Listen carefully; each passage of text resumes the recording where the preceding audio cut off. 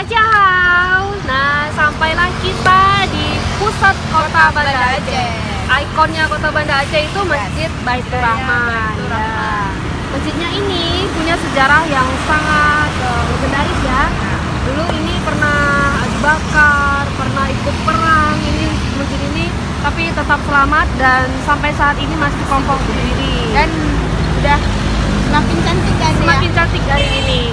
Ya. Terus pas ini kejadian tsunami itu deh. Oh iya, waktu tsunami juga sempat kena tergenang gitu ya. Tapi Tapi Masjid Raya juga menjadi seperti apa ya, banyak menyelamatkan orang-orang di sekitar pasar Aceh ya. Kan di iya, dalam jalan ada pasar Aceh. banyak korban dan masjid ini menjadi saksi penyelamatan juga ya.